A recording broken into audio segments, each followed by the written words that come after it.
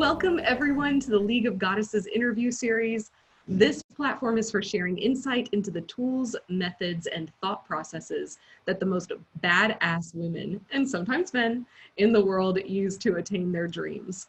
Our amazing guests will share their intimate, tried and true practices that have taken them decades to create and compile to help you propel yourself to attaining your biggest dreams.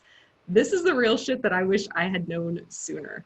Today's guest is president of Do Wealth Management, a firm that specializes in building virtual family offices for elite entrepreneurs. In 1999, she and her husband, Jim, established the firm. Today, Do Wealth Management is thriving and living proof of Mimi's powerhouse ability to achieve her long-term goals. As president of the firm, she oversees the financial activities, marketing, and overall efficient operations of the firm. In addition to Do Wealth, she is passionate about health, fitness, and has over 30 years of experience in it. Her other passions include spending time with Jackson, the dog she and Jim rescued as a puppy, and charitable causes for children.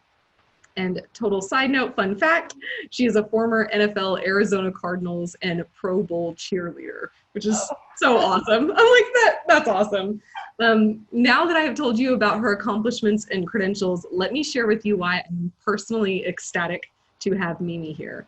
I actually met Mimi at Genius Network, and I immediately knew that she was a badass. I could tell by her presence that one of her superpowers was being able to connect with others and build lasting relationships quickly and efficiently. Mimi is ingenious, tenacious, but all while remaining genuine and charming. When we met, she started sharing her story and knowledge about running a successful business with her husband for 20 years, and she had me hooked. I wanted to know more about how she had created the successful business, partnership, and marriage for over 2 decades. I literally wanted all of her secrets, as I'm sure you do, and today she's offered to share them with us all. So without further ado, I am so excited to introduce Mimi to you. Mimi, thank you for being here, and thank you for joining us. I'm really anxious to just dive right into your awesomeness. So instead of presuming, let me ask my first question. What are you most passionate about teaching or sharing with other entrepreneurs? First of all, I want to say, Alicia, it's such an honor to be on your show. So thank you so much for the lovely introduction and just, again, inviting me. So as far as the what I enjoy teaching to other, there's so many things that I enjoy teaching is about relationships. You mentioned something about deeply connecting, and I feel that in our business world, we're constantly just running, working on the technical aspects of things, and that's where the main focus is. And so I feel that how we thrive as far as building relationships is really critical, and one of the key features in running a successful business. So I love teaching in that aspect.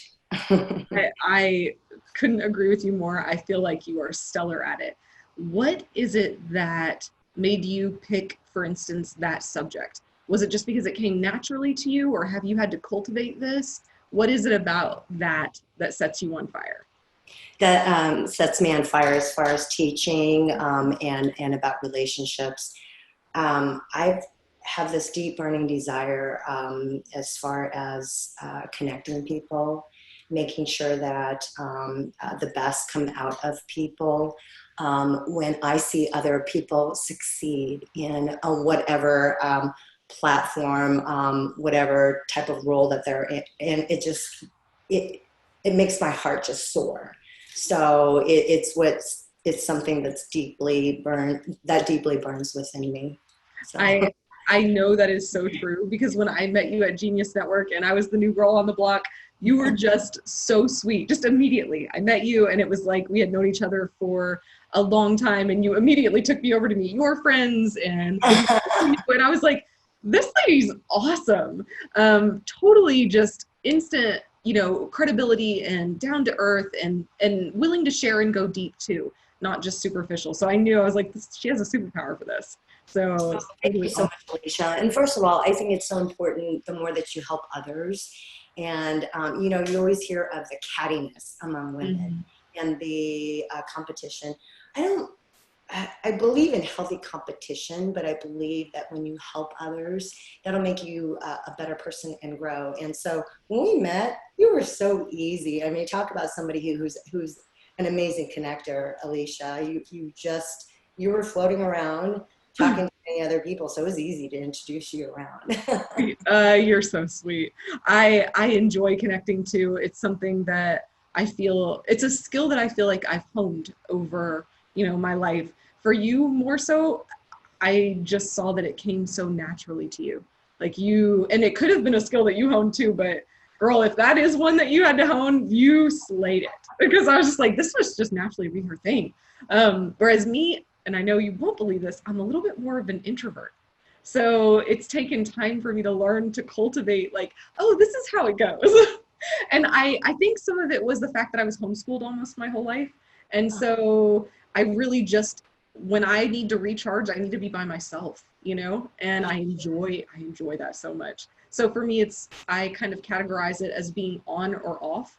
So I either am on and I'm participating and there's a lot of effort going into it, or I'm off and I'm recuperating. And You so need to recharge, yeah, sure.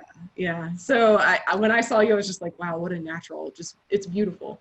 So I won't go on and on about that. I just enjoyed the experience so much. Thank you so much. So can you tell me, how do you feel like you gained this expertise? Because I do believe it is an expertise and it takes a lot of practice. And then also you can't let it go. It's like the second you decide to not care is the second all those relationships kind of go down the drain. So how did you go about gaining this knowledge, the way that you behave, and then, staying on top of it and maintaining it?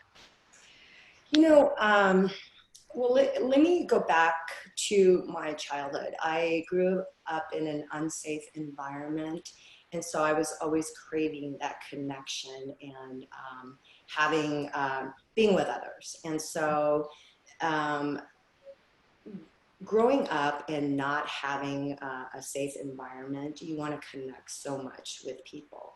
And so it started off early years, with school, with wanting to try to fit in, wanting to make sure that everybody, making sure that people felt comfortable. So it came from that and just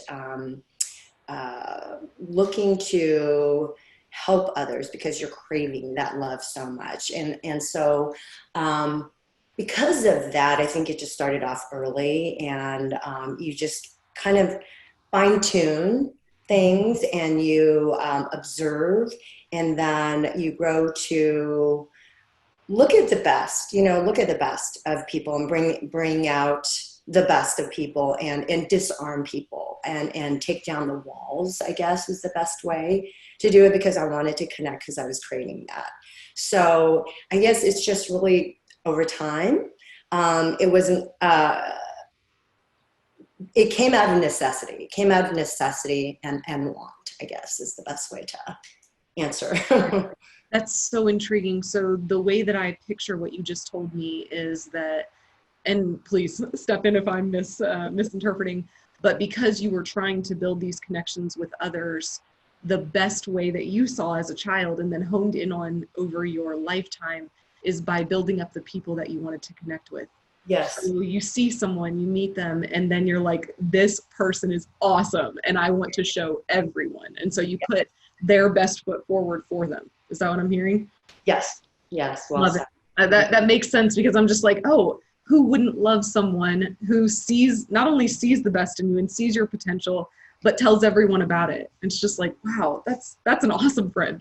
Yeah. I, Why I don't we knew do you were a natural. I'm like, look at this. Of course she is. Okay. each other?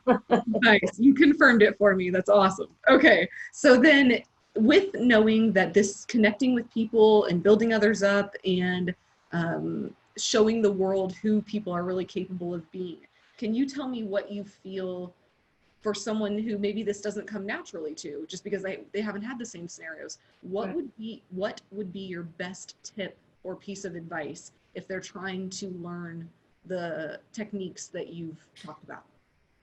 So, Alicia, that's a great question. And my husband and I, so Jim and I, support a charity that focuses on youths that are at risk, that come from, that just don't have means, or they have, it's a single parent, or a parent that's in prison, just from just difficult childhood situations. And, you know, you're being beaten down, and constantly being told that you can't do something, can't doing something. So eventually it just becomes a language. That's what your brain believes. And so the thing that we've really taught these kids is that anything is possible. Just try it on. So, for example, they are so scared.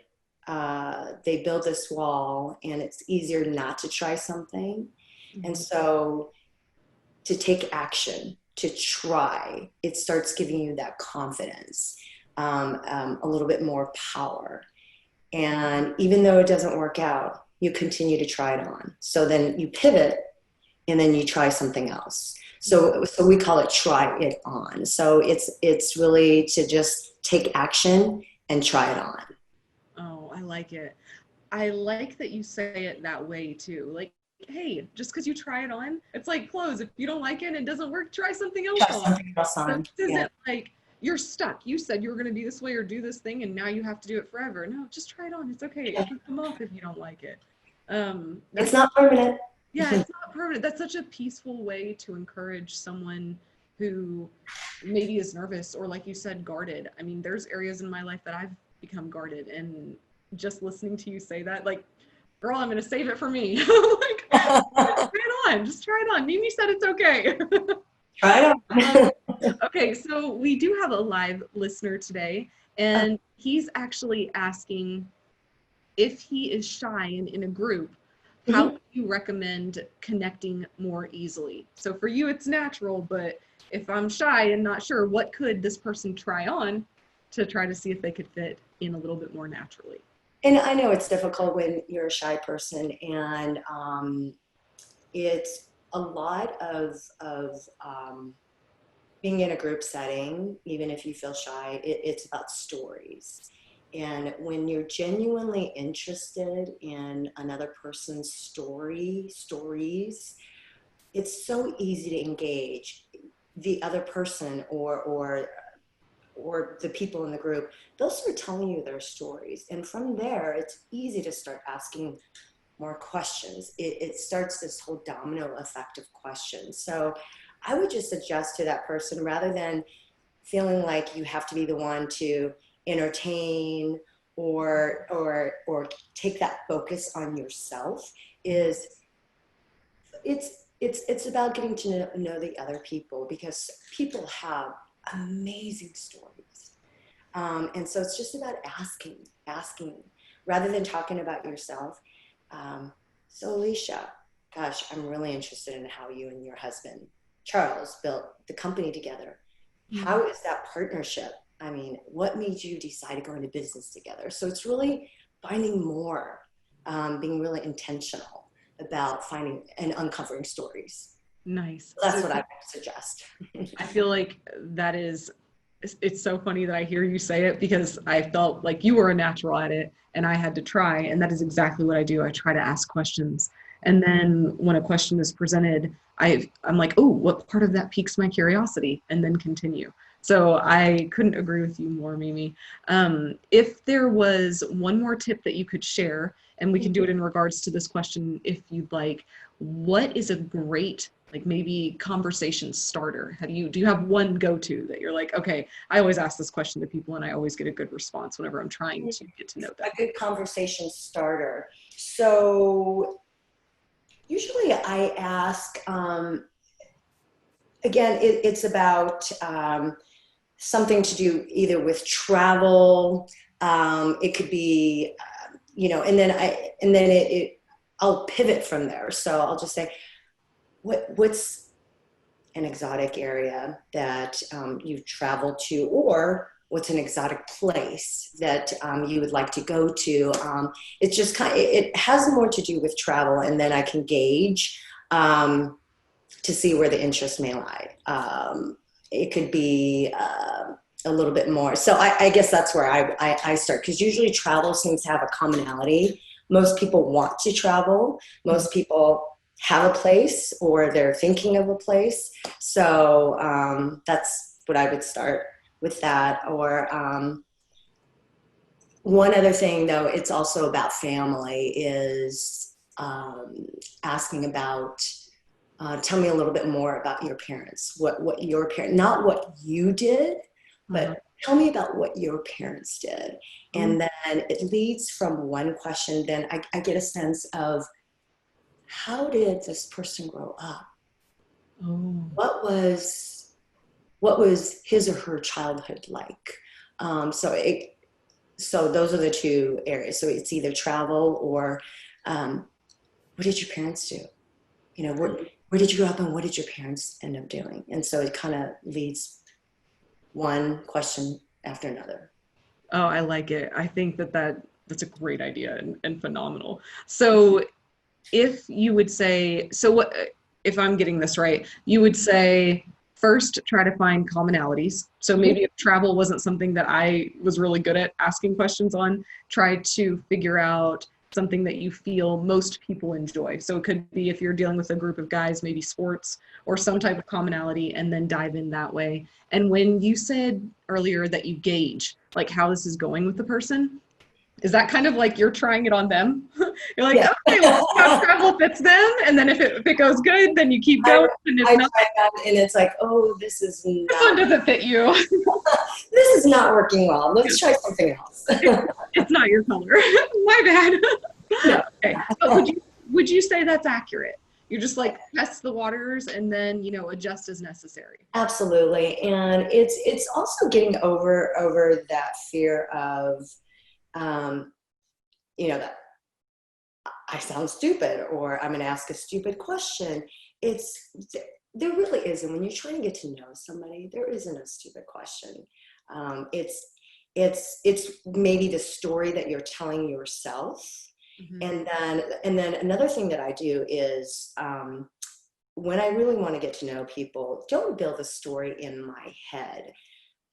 I've got to keep trying, because the story, is that really going to serve me in trying to get to know this person? So, yeah. Oh, maybe that, okay, that's tip number 2. Stop building stories in your head about people, because I think I guess it never really occurred to me before. I probably would say, oh, just remain open-minded. But open-minded is one thing, but being intentional about not building stories about people in your head, that's even more honed in. I love it. And I could easily see how there have probably been times when I built stories in my head that weren't accurate. And then you realize that person's totally awesome. Well, they were always totally awesome. It was you, not them. So what a great tip. That's phenomenal.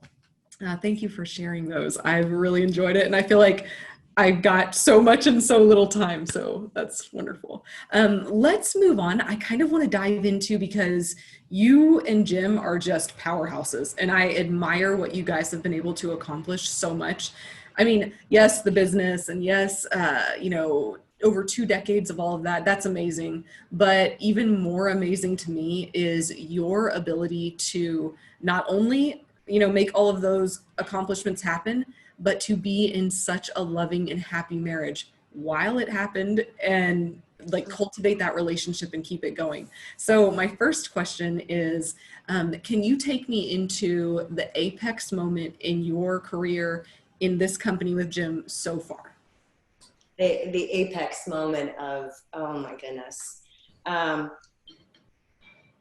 Well, first of all, I am so lucky, and I'm grateful that I have a beautiful partnership with a great human being. He's just such a great human, who is very loving, brilliant.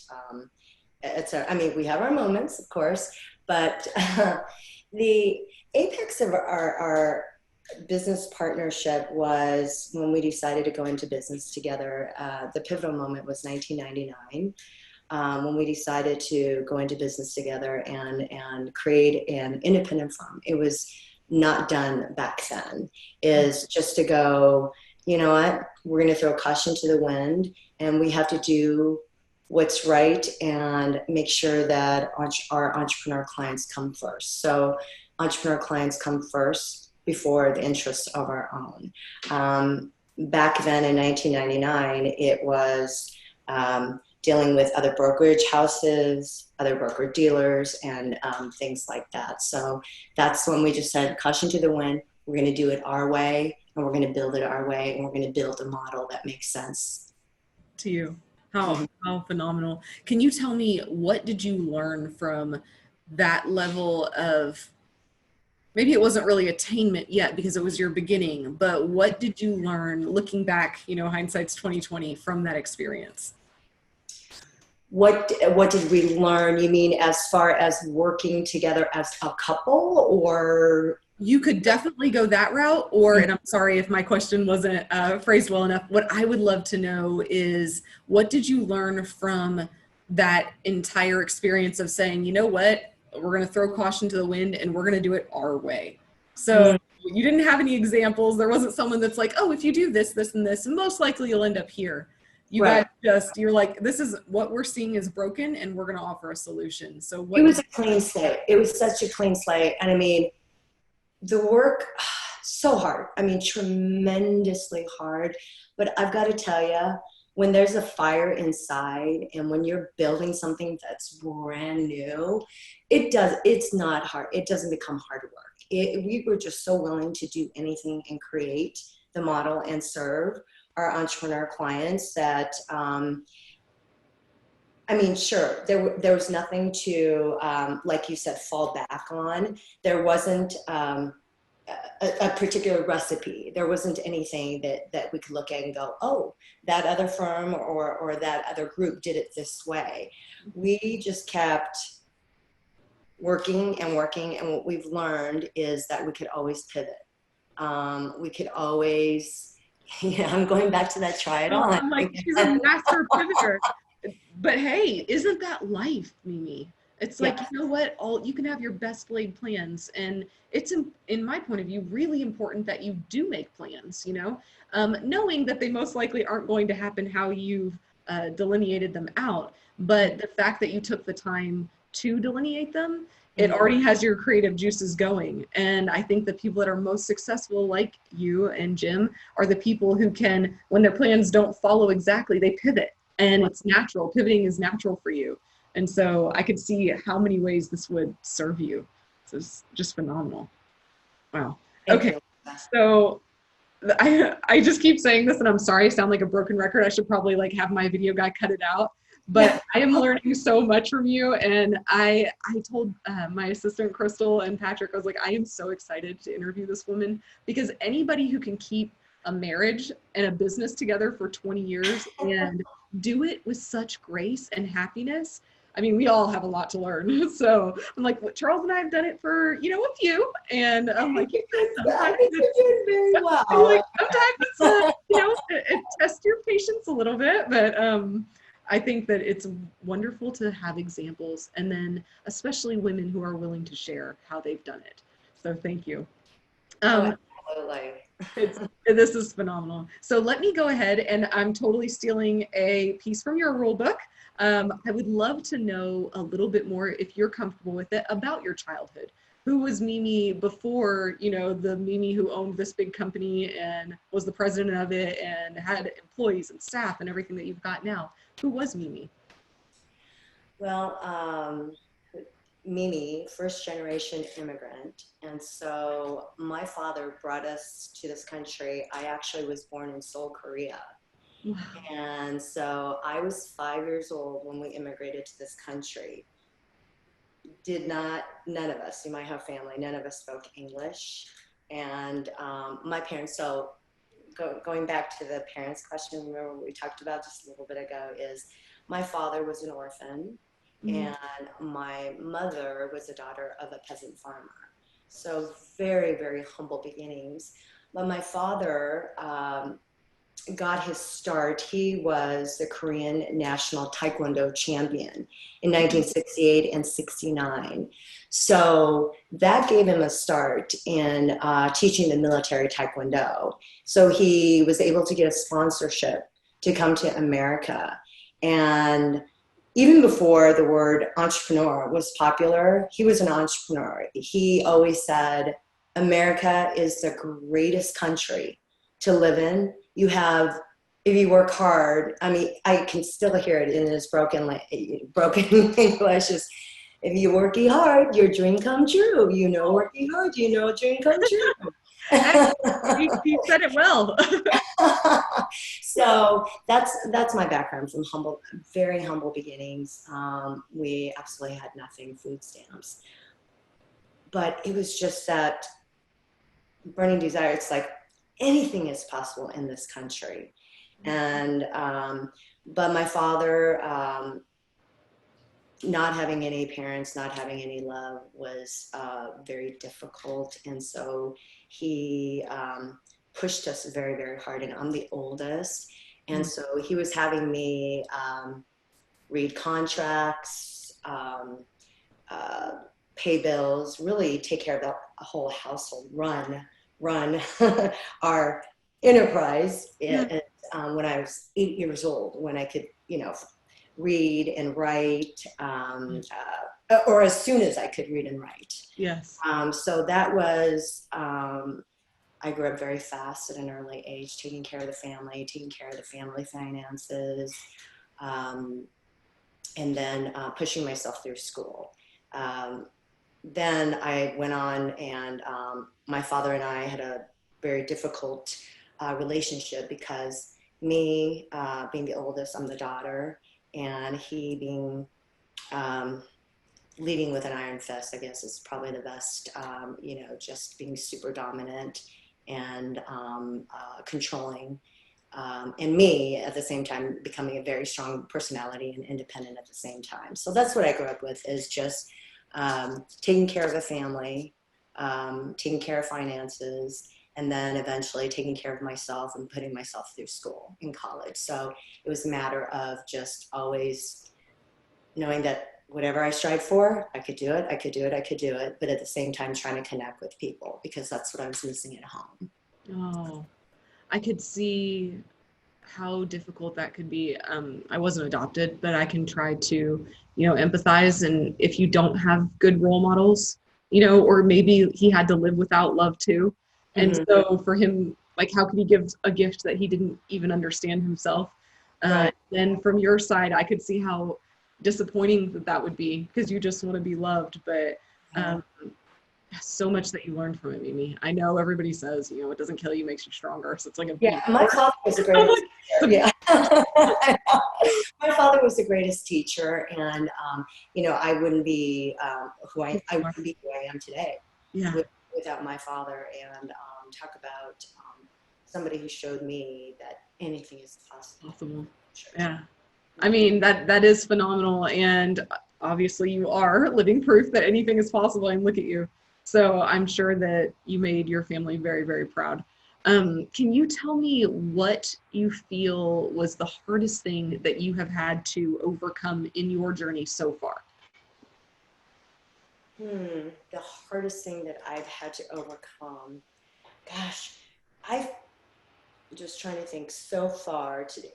See, when I think about that, is let me put some thought to that. I feel, gosh, I've been in, even though starting a business,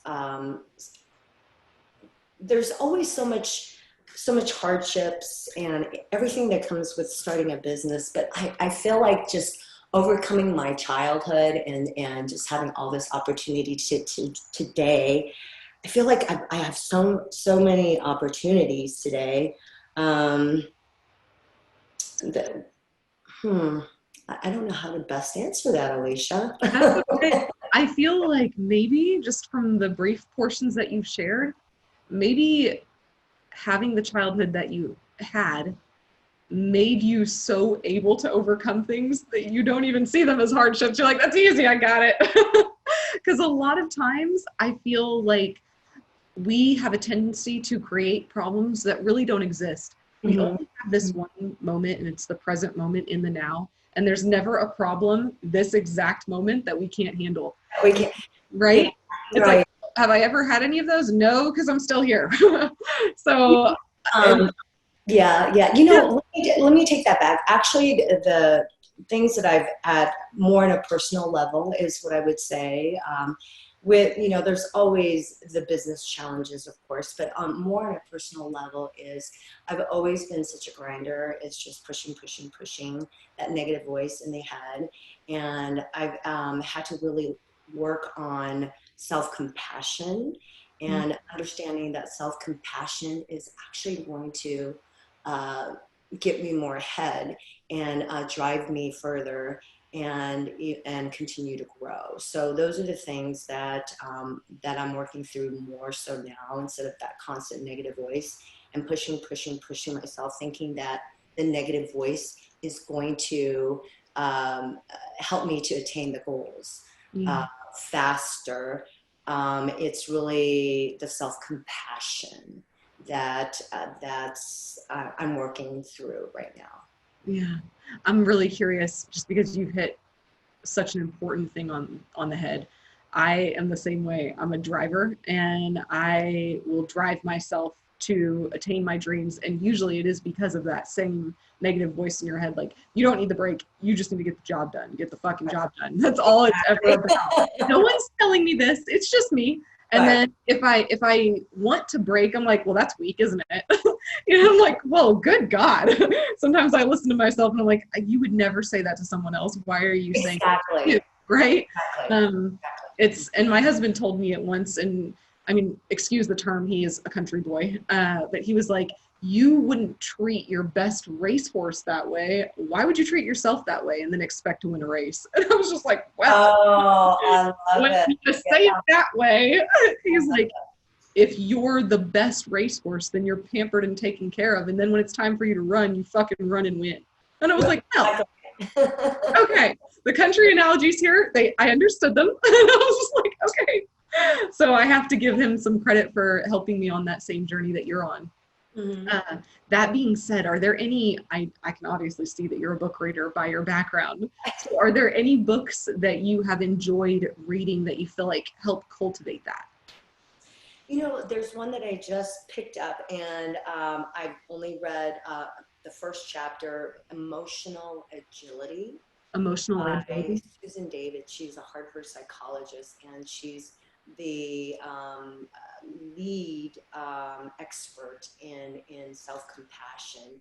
And the reason why I picked it up, it was, I used to think, oh, that self-compassion, that positive talk, it's kind of that woohoo, it's I don't want to be Pollyannish, etc. And she's done a ton of research on again, the stories that you tell yourself, the emotions that you let anchor, and the main thing is, are the stories that you're telling yourself, are they serving you? It's giving your, we talked about emotions earlier.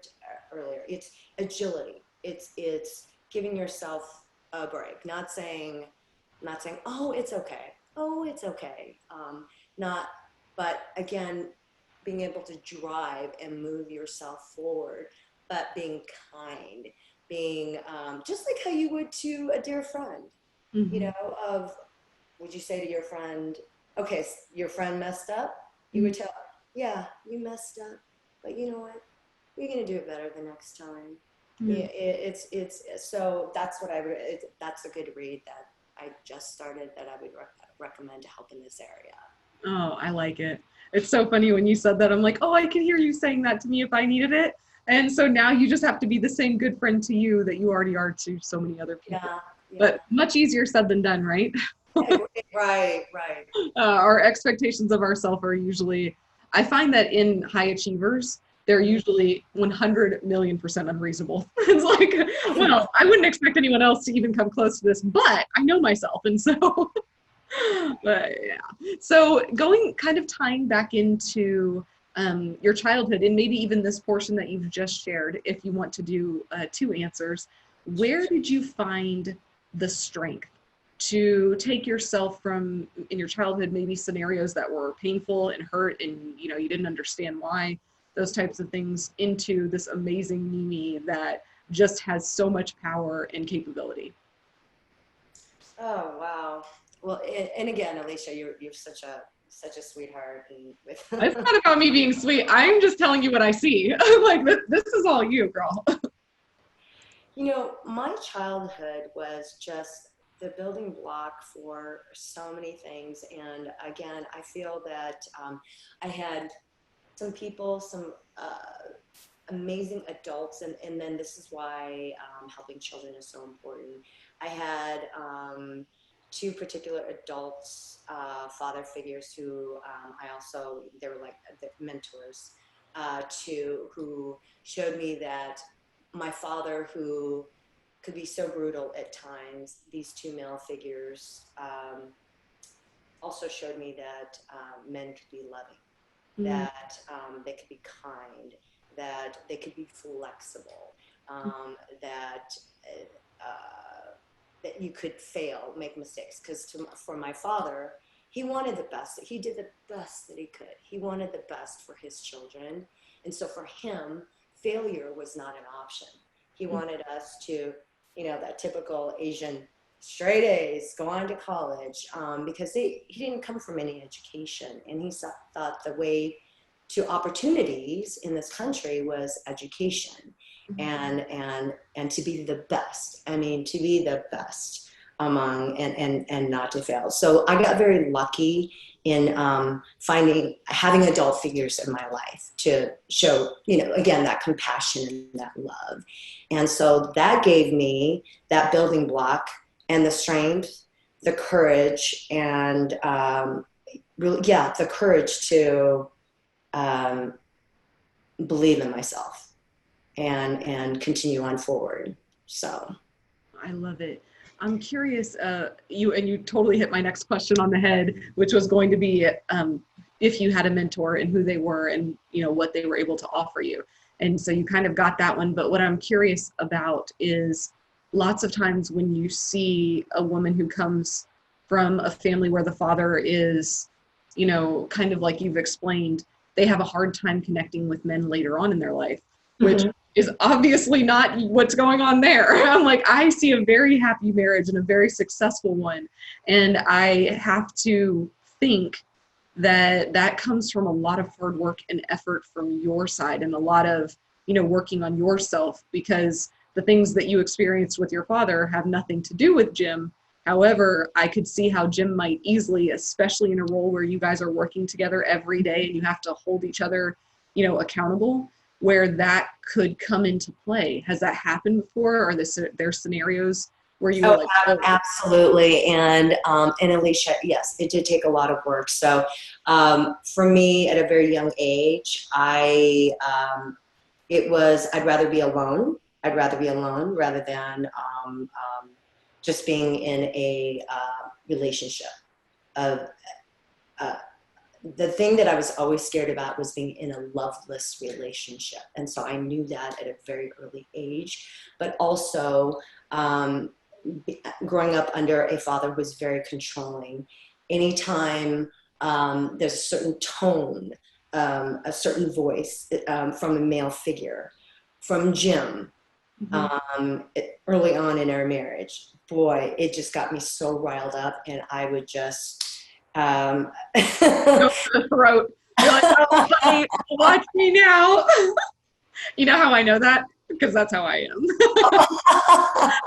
and Charles tells me quite frequently, and it's lessened over the years. He's like, I'm not your mother. And I'm just like, oh. And then that just infuriates me even more. But then it definitely made me realize, like, there's some work to be done inside of me, because he's having to pay for stuff that I haven't worked out, right? Yes. So early on in our marriage, it's so funny, Jim would say the same thing as, I'm not your father. So just know that he would say to me, you're in a safe zone. I'm not your father. And I you look at yourself and you stare at yourself and you realize it's me. It's my issue. And that's when I started reading a lot of books, reading what is it about me? And I know the word trauma is, thrown out so much. What is it today? I have the choice of how I'm going to live my life, how I want to react, so it's me. I'm an adult now. And so yes, it took a lot of internal work, reading books. And again, it's just telling myself, are these stories true? Is Jim really trying to control you? Or is it the story that I'm building, saying that Jim's trying to control me? Mm-hmm. And so we've worked quite a bit of, I used to explode quickly. And what I've had to ask myself is stop. And that's why one of my favorite quotes is that Viktor Frankl quote. Are you familiar with that? Between a stimulus and a response. There's, I'm going to get this probably all, between stimulus and response, there's a space, and in that space is our power to choose our response. And I don't remember the rest of it. There's like one more other line. So it's giving myself space and saying, what is this really about? What am I really feeling? Yeah. Is it back from the childhood thinking that this tone or Jim or maybe another male figure trying to control me, is that what it's really about? Or is it he's having a hard day and he's exhausted, or he just a meeting didn't go well, and so it has nothing to do with me. So so it's a lot of deep work. I think so. In that scenario where you're talking about, there's the initial reaction, someone rubs you the wrong way or activates something in you, not intentionally, but it does activate something in you.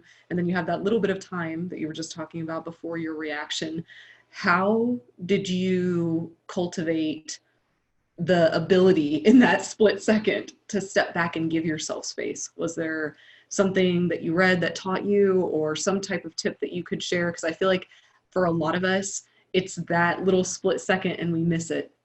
We just go from, you said something or did something, it reminded me of previous history with you or not with you, and then my reaction came, right? And then afterwards, you're like, why did I act like that? I know this person loves me and cares for me, and now I've acted like a fool, and I'm gonna have to go apologize and, hope that they can have some grace for me. How did you learn to stop and then do that evaluation that you just talked about? So I wish I could say it was that easy to all of a sudden one day say, I'm gonna, create that space. But it was something that took a lot of time, actually. And again, that Viktor Frankl quote, and reading his book, Man's Search for Meaning, which I think is, have you read that book? I have not read that one. Oh, it's one of the greatest. Is it? It's where he was in a concentration camp. Oh. And he talks about how you still had the power to choose what your thoughts, even though you were in this horrific situation, what they couldn't take away from you is your power to choose in your thoughts. And so it's just finally deciding that I didn't want to erupt just because it was the tone or something that I, again, control, that word control. It was, it's me. I have the option. It's about my choices, not anybody else's choice. And again, it's how do I want to live my life? So it's again, a matter of reading books, constantly telling myself, It's my choice. How do I want to live my life? How do I want to have a thriving relationship? What do I need to do? Who do I need to be? Mm-hmm. How do I need to do this? So it's just over and over work and creating that. So That tenacity from your childhood. Just that, like, hey, I'm not going to fail here. I'm going to be the best. And I think that's so much of it. It's just, or at least from what I found is, your answer might not be my answer, even though we have similar areas that we're trying to work on or improve, but it's not giving up. It's knowing that everything that you put in is what you'll get out of it. And so it's beautiful to hear the ways that you've used. Thank you for sharing those. There's a few that I might try, and I love when people recommend books because I am a bookworm at heart. So I'm gonna have to pick that one up. And you have to let me know the ones that you enjoy. Oh, girl, my favorite that I'm in right now is The Power of Now by Eckhart Tolle. Have you read that one? That book, read that years. Oh. I love Eckhart Tolle. Yeah. That's one of my. Again, one of, in fact, I have it on my desk here. One of my favorite quotes from Eckhart Tolle: "Any of us are only ever a heartbeat away from the end of our physical lives, and therefore we need to make peace with the uncertainty of the future and embrace the present." I have that sitting on my desk. Yeah, beautiful. But I'm only, I think, about halfway through that book. I look over there because it's sitting on my desk, and I'm just astounded by how simple it really is and how complicated I've tried to make it for years. I'm like, don't we all? Don't we all? I mean, I guess, I don't know. I definitely know I do. So it's nice to trade books. I'm glad you've read that one. How do you feel, or what do you feel that there was in any of this? And I kind of have an idea of what you might say, but that you had to let go of, or maybe surrender to on this journey that you've been on? Anger. That's easy for me. I had to let go of anger. And I thought anger was a protective mechanism for me. I wouldn't show anger to the public world, but to people who are the closest to me, in order to protect myself and have a layer of protection. It was anger. So people, yes, who know me very well, I could quickly, Jim would see that early on in our marriage. And I thought, again, it's my way of protecting myself, making him aware that we are in this partnership, that it's, when I let anger go, that was the most freeing. And that's when our relationship evolved. That's when we could communicate better, when we started having more fun, when I could truly let myself be loved, truly let him love me. I mean, this man loves me, and I love him, but truly to feel love and let that go. What did that mean? Being vulnerable and being exposed. But the minute you let that go, the feeling, the joyfulness that comes your way is just, it's just pure joy. So you have to have both, and that's what I learned is letting that go. Wow. Do you feel like anger, you ever used it as a motivator? Oh yeah, absolutely. Anger toward myself, pushing myself is the names that I've called myself. I mean, like you said, the things that you would never, call your best friend. So I use that to motivate myself. It's that dark,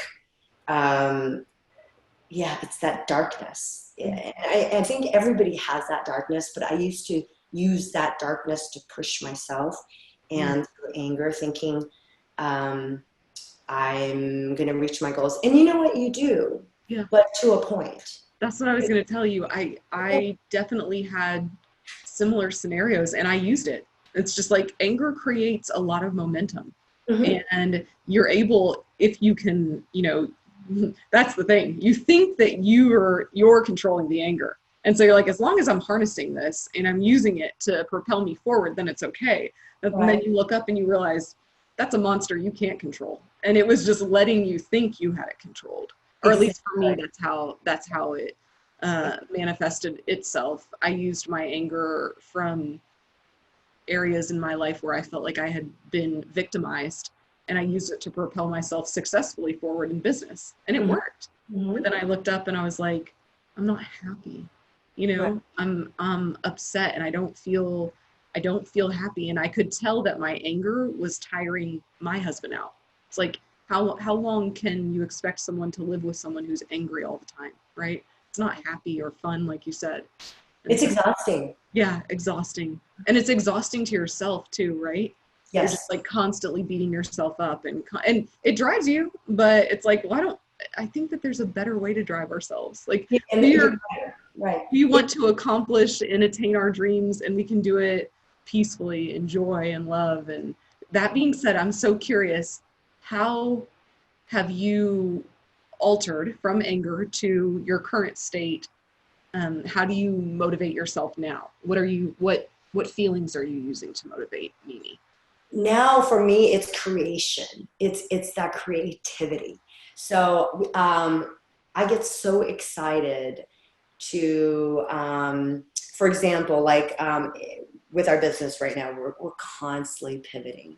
We're constantly trying to add how can we better communicate our message, how can we better serve our entrepreneur clients. It's yeah, it's been creative. It's that, and then how can I serve? You know, how can I serve in helping others in understanding that they have opportunities? And I mean, the crazy world that we live in today. If people understand how there's so much opportunities,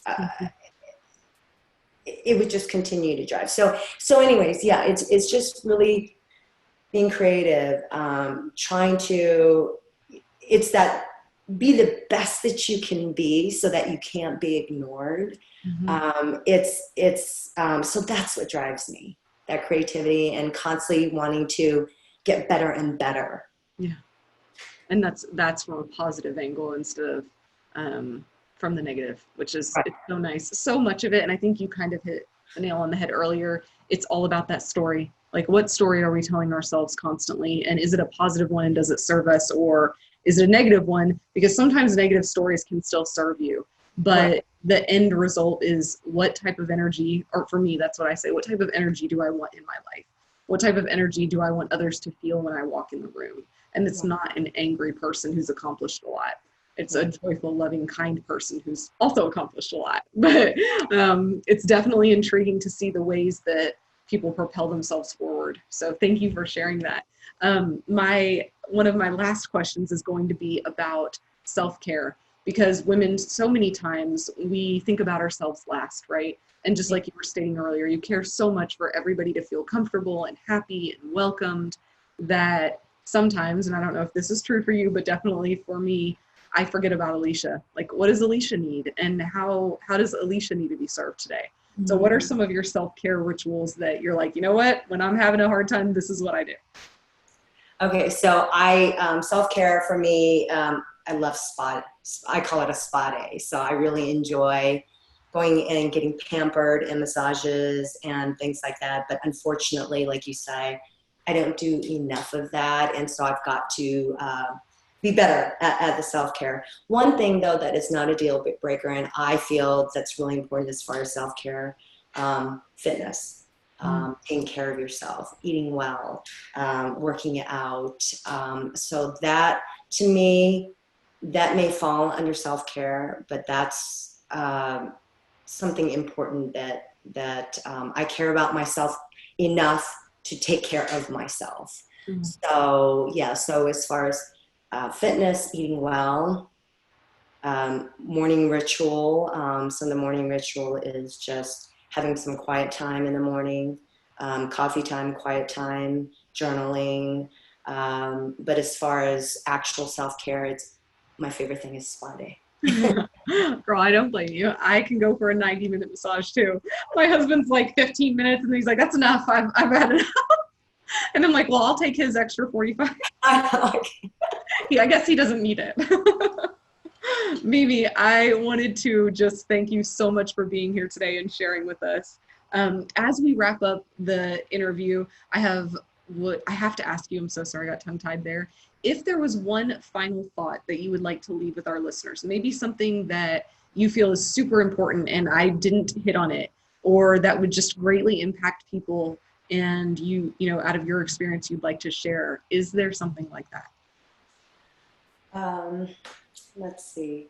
Well, gosh, you've asked me so many wonderful questions, Alicia. And again, it's been, such an honor to be on your show.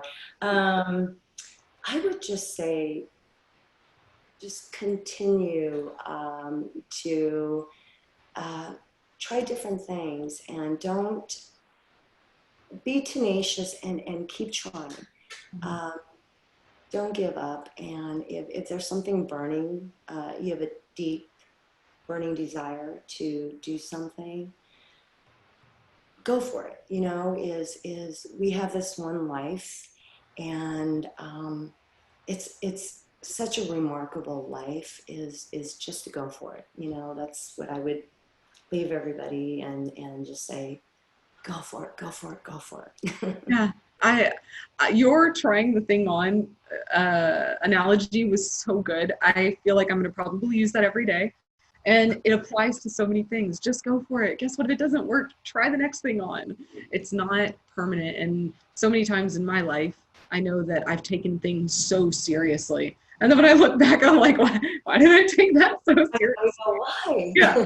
It's like, okay, you can live and just breathe a little, lighten up. It's going to be okay. So thank you for that, Mimi. Now we're at the final portion of the interview, and I like to do a Q&A. And so we actually got a couple questions posted on the League of Goddesses to ask you. And if you're good with it, then we'll just start right in on that. Does that sound great? Let's go for it. Okay, great. So, and I guess we didn't jump too much into some of these, but one of the questions from Crystal Reyes was, what are your top 5 advices for setting up a budget for someone in their 20s? Setting up a budget in their 20s, the top 5. First of all, okay, so one thing when you're starting off, most in their 20s are living paycheck to paycheck. And so you really want to make sure to set something aside where it automatically goes into a savings account, because if you say, I'm going to eventually get to it, it's not going to happen. So I would say look at maybe starting off with like 10%. I know that doesn't sound like very much, but having that go from one account to another account that you're not going to touch, okay, whether it's a savings account or whatever it is, so that it automatically starts taking that money. You don't see that money, that amount, and start there. So I would do that in your 20s. And then again, number 2 is budget. So instead of spending, is look at where are your expenses, budget for whatever is critical, things that you have to live, your means, and then set a, again, play money. Okay, so you've got your actual money that you have to take care of, so your living expenses. You've got your play money, and then also a portion that will go automatically to savings, is what I would say as a 20-year-old. I couldn't agree more. I don't know if your father taught you how to budget, but mine did a lot of budgeting, but he never sat down and taught me. And so it was definitely something that I had to figure out on my own. But as you said, I also came from, very meager background. And so I didn't want to ever hear those arguments in my home. I was just like, I'm not doing it. And so as I've helped some of our staff create budgets, like personal ones, that is such a big deal. Nobody tells you like, hey, just move the savings over. It's just not an option. Like, it's just not an option. Pretend like it doesn't exist. Just pretend like you make less. It works. So it's amazing. Over the next several years, how that builds up. It really is amazing. Yeah, we've done that with a lot of our entrepreneur clients. Well, they'll just forget about a portion, and it's like, wow. I didn't realize how, it makes it so much easier that way. It stacks up really quickly, and it's just, I think I have two favorite cases in our office because I offered this budgeting class not knowing if anybody would want it or not, because to me, I'm like, well, it's not special. Like, what I do for our company, it's not special. It's just numbers in and out. It's obvious, right? And my husband was just like, okay, you're crazy. Do you remember where you came from? And I guess, like most high-powered women, we just forget. It's like, oh, well, this is natural and easy now, right? And so it's like, offer a class and see what happens. And so I just offered, and almost all of our office staff attended it. And then I had 3 of them that just really asked me to meet with them every month. And within the first 3 months of meeting, all of them got out of all of their credit card debt. Oh, that's and it was just like, that was all of their major complaints. I have so many credit cards and I just don't know what to do with them, don't know how to handle it. And it was just shocking for them to see, holy cow, I set these goals and then I followed what she told me and then it was gone in 3 months. Right. I'm like, it's not an insurmountable mountain. You just have to have a pathway. Right. You have to have a plan. And like you said, and that's a great advice, is getting rid of credit card debt. So yeah, that one I can't stand. I'm like, wait a second. You're paying someone money to, no. The credit card should pay you. Now let me show you how to do that. That's crazy. Yes, that's a fun game that I enjoy. I'm like, my husband, he just laughs because I feel like it's Tetris. It's like playing Tetris. Just like fit the blocks. And then I always joke about all of the rewards from our cards are my shoe budget and he can't say anything. I'm like, whatever shoes I buy with, that's free money, like, you don't say shit about it. And he's just like, that came from the shoe budget. Okay, let's move on to your next question. So sorry. No problem. Let's see. The next one. The next one. Okay, this one's a really good one, Mimi, and I'm sorry I had a little bit of technical difficulties there. What is the best financial advice that you could give to a parent for them to share with their child? That one's so intriguing to me. So again, it's making the child aware of how important a dollar is, and so earning. And so one of the things that I know, Jim, and I love the story, Jim's father would say, if you earn, let's say there was something like a toy that Jim as a little boy wanted, I will pay for half as long as you can earn the other half. So it's really making the child aware of the importance of money. So rather than just giving money to the child, is helping the child understand how to save money, how the money can grow, that's what I would just recommend, Okay, just rather than just giving money, is just, again, saving, whether it's through tasks, earning the value of money, showing that maybe a certain job is worth this amount, and then earning toward that, and then earning half, like how Jim's father did, is I will pay for half if you can earn the other half. So it's about the value, understanding and learning about the value of it. I'm really curious when that would happen, if Jim would change his mind when he got the other half of the money. Like, oh, never mind, it's not worth it to me anymore. I've changed my mind. I could see that. Oh my God, you hit it right on there. he would do that. He'd go, you know what, I'd rather save. So Jim became a really good saver. Yeah, that's awesome. And I think, I'm curious if he's spoken with you about this or not. When you do something like that with your children, when do you guys feel like it's an appropriate time to give? So of course you're not going to always make them earn half of everything, but have you found like a good happy medium? Do you just say, hey, for birthday and Christmas and whatever other times, these are when gifts are given and the other times we earn them? Any thoughts on that? So as far as us, we have a bunch of nieces and nephews. And so what we've done, and we don't have children of our own. And so what we've done is to help other children is, again, the value of, we'll give gifts, like at certain time, birthdays, celebrations, holidays and things like that. But if it's something, so we mentor the kids that I was telling you about earlier, who come from challenging families.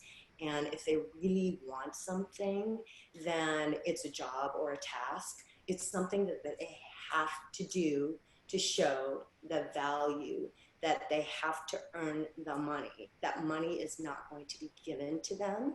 So whether it's cleaning something out, whether it's whatever that I need done, to go run an errand for me. So then we'll agree on an amount, and it won't be a ridiculous amount. It'll be a reasonable amount of what you would normally pay for some task or something like that. And so that's what we've done.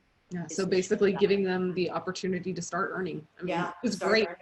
Because that is what real life is about. It's like nobody's giving you anything. Yeah, it doesn't come for free. And so that's why we want to show that you can make money. Yeah. If you do something and you act, you can make money. Yeah. So that's what we try to show. I agree with that.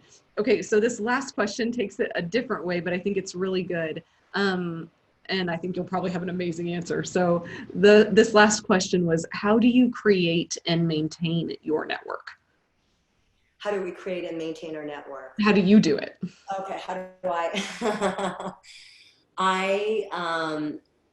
So for me, being part of groups, being part of a community and tribe, like we were talking about earlier, the relationships is, so I'm part of so many different groups. I want to learn, I want to grow, I want to be able to serve and to help. And so, for example, there's some female groups that I have. I still am in touch with my cheerleader buddies from back in the day. And so we get together, we make sure to stay connected. I have another, what's called an Illuminate You group.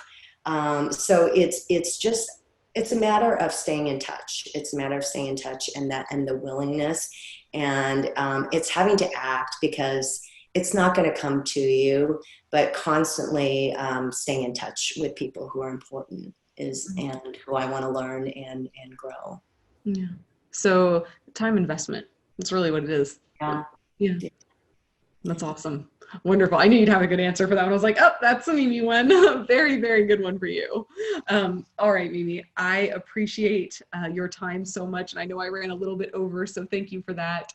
I think that you shared some wonderful knowledge, definitely for myself, and I think that others too, we can all learn from what you've taught. So I appreciate that. Thank you so much for joining us and sharing all of your authentic truths. It's really been an honor to have you here on the League of Goddesses interview series. And I look forward to just continuing to stay in touch with you and watch the badass that you're going to continue to be and learn from you. So if our listeners would like to connect with you, what is the best way that they can reach out? What is your mode of connection? Should they go to your website, or do you have somewhere better that you prefer? Yeah, our website, so dowealth.com, and is the best way. And we also have what's called Make Rich Real.com, which they can, if our listeners are interested in taking an assessment to see where their financial wealth status is, and it's kind of like a fun little assessment that they can take. So at makerichreal.com. That's awesome. What I'll do is I'll make sure that those links are in the video posted in there so that people can just click them and go straight to them, because I think that would be so helpful. And I mean, even for us, we should probably take that too. It's like, oh, let's see where we are, and have somebody that we trust review it and analyze it for us. So that would be lovely. For all of you who have joined this live event, thank you guys so much. For those of you who will watch it in the future, we hope that you enjoy. Please visit my website to sign up for an invitation to the next League of Goddesses interview.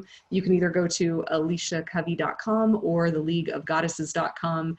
And until next time, please live an extraordinary life. Bye, guys. Thank you, Mimi. Bye, Alicia. Thank you so much for having me. It was an honor. Oh, Bye-bye. it was my pleasure. Thank you so much. We'll chat with you soon. Bye.